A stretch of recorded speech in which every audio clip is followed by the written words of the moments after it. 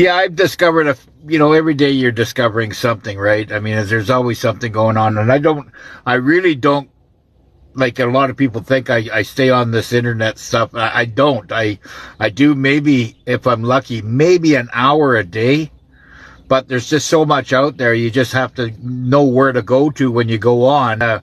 Like where I live, where I basically are securing a spot, has no Wi-Fi, and I'm up there most of the time, so I'm kind of off, out of the grid a little bit. Well, NESARA DESARA is not going to happen, Wade, until we have worldwide peace. Yes, you are my supporting patriot family. Yes, we are the tip of the spear. We're the shining light. I want to talk about NPCs a little bit today, because they're the ones that are basically the majority of the planet right now. And I resonate with some people, some remote viewers that make sense to me. And I'd like to convey what they're saying as well. Yeah, well, that's good. That's your intuition going, Jojo. If you're feeling something that's going to happen, it will happen. That's your intuition working. And, it's a Christ conscious gift that you have, and really open it up. Really, we're not crazy. We're not, when we have these premonitions, we're not crazy.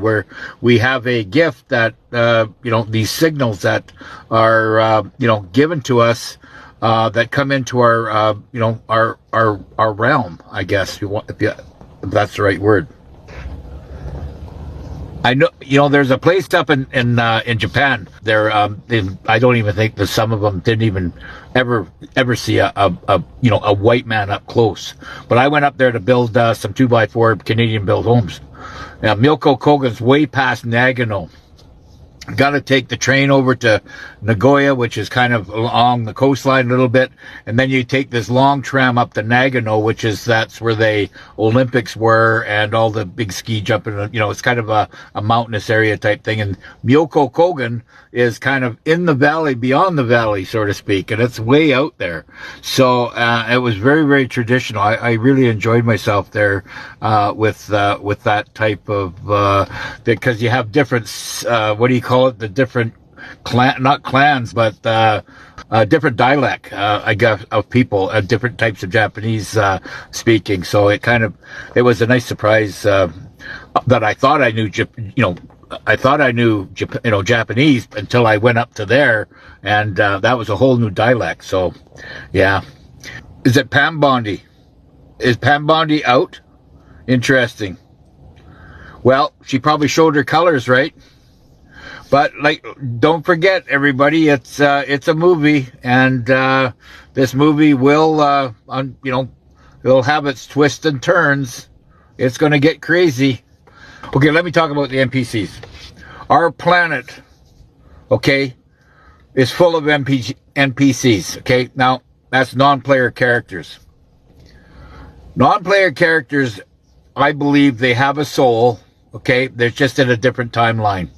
They are basically, the NPCs are on cruise control.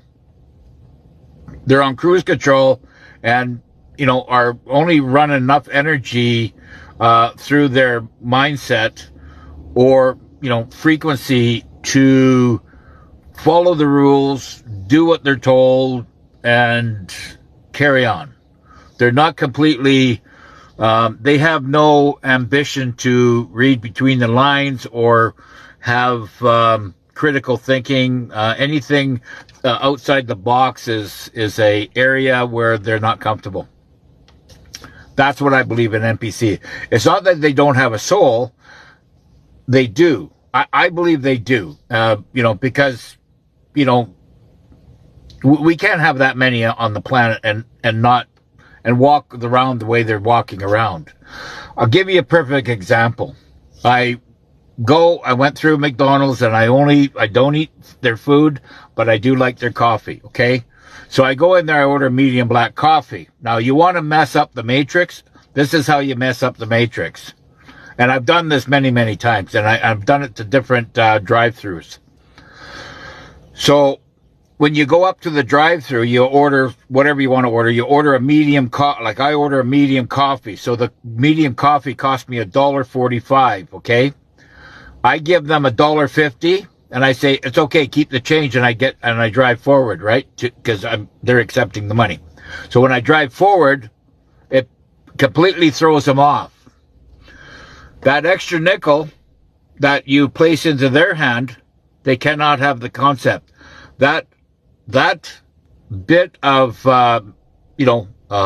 realization that you're throwing them from their, from their normal pattern of paying things, whether it be cash, credit, or whatever they're doing, or tap or whatever, it throws them off. And that, where it stopped, they said, when I went to the next booth, he couldn't figure out what was going on. He says, you never paid. I says, yes, I did.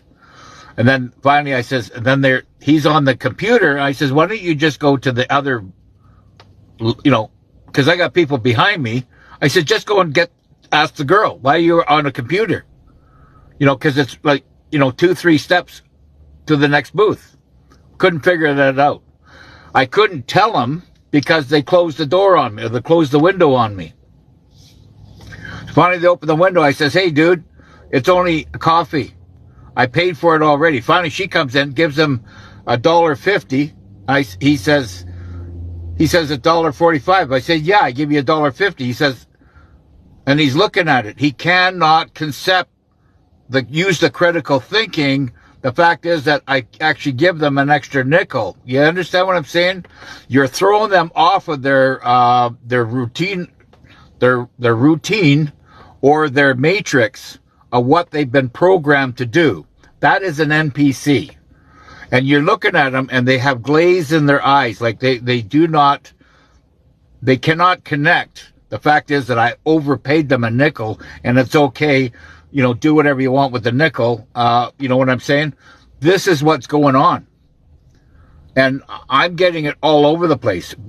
A lot of these servers, and mind you, a lot of them are Bombay Indians and whatever, but they should, if they're working at McDonald's or any fast food place that they're doing, they should know enough, at least know enough to handle the money. Now, the Filipinos are a lot quicker and better, but the Indians are really stuck in this mode. And a lot of these kids, have been indoctrinated and programmed to only do what they were taught to do. Don't go outside that realm.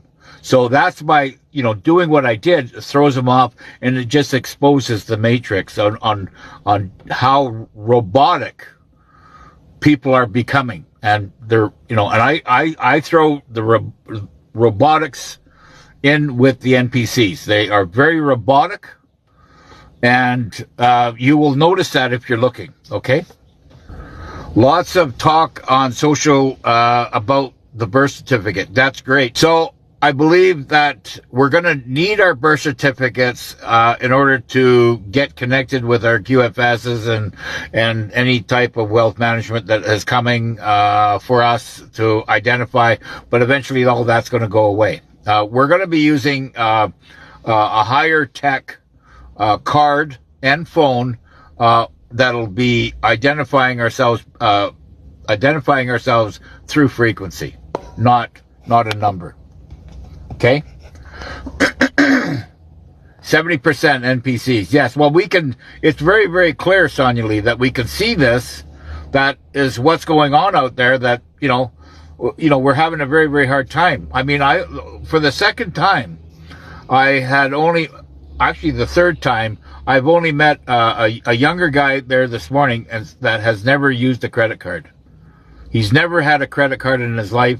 And I says, you know what? You're the third guy through all my travels, and I travel a lot, that I know now that has not ever used a credit card. Has never acquired one. I never did in my life as well. So we are very few and very, like far apart, but we do there is, he said, well, there's a few of us around. He says, 'cause he was from the town, and he, grew up here, whatever. He was a younger guy, but, he's never used a credit card as well, which is, I think it's, I says, that's kudos on you, man, because, that's another, ploy and predatory, another way of how they're predatory lending to you, okay? Is it? Yeah. I don't know what that rocket was all about, whether there were people in it. Maybe people can enlighten me on it. I think it's just a big, big CGI. But that, I know, I could be wrong on that. EBS testing happening in Texas. Yeah, you're right, because I believe that where this EBS stuff is happening, and it's going to not happen like worldwide. I don't know. It's going to be very, very hard to do. I think, countries are going to be dealt with accordingly to what's going on.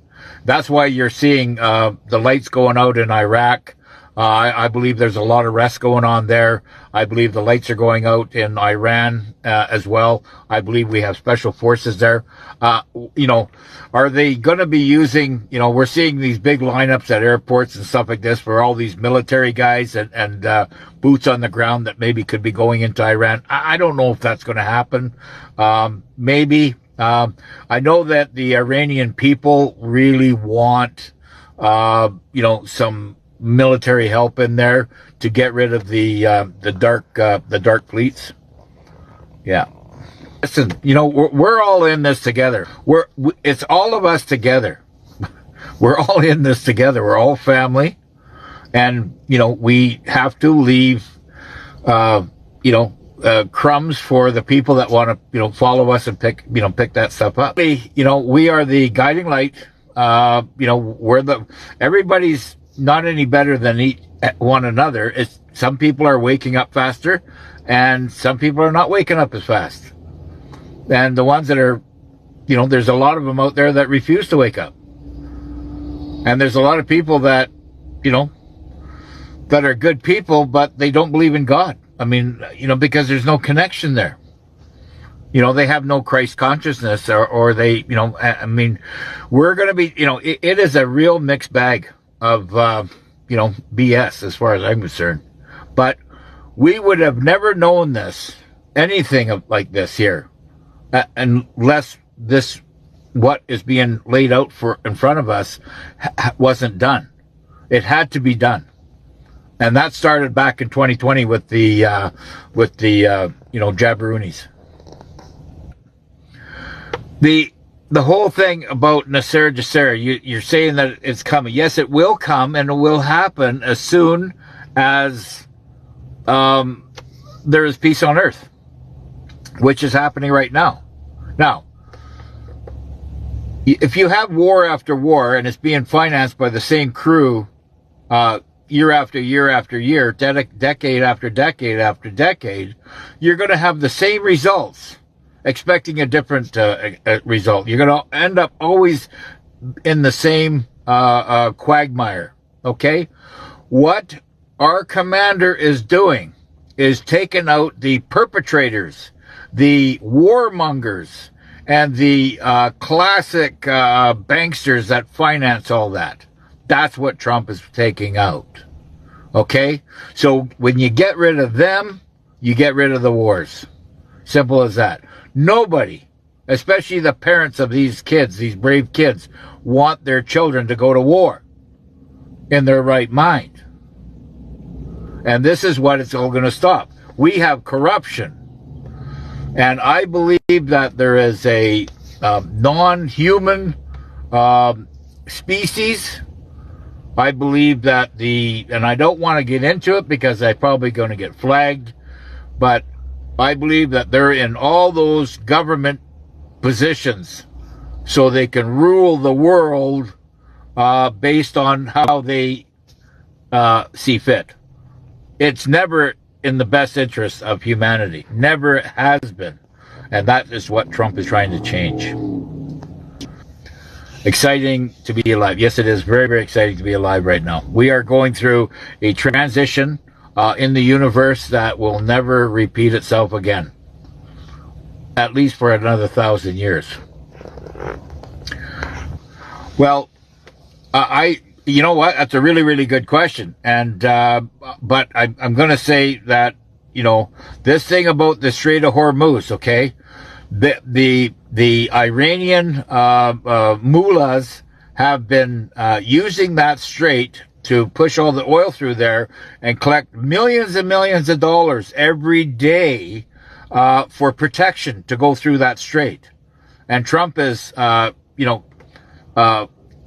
kicking them in the ass to say, no, that's enough of that shit, because this is why our oil and gas prices are so damn high, is because they're having to pay protection money. You figure how many tankers go through in a day, and each one gets charged $2-3 million just to go through one way. That's a lot of money.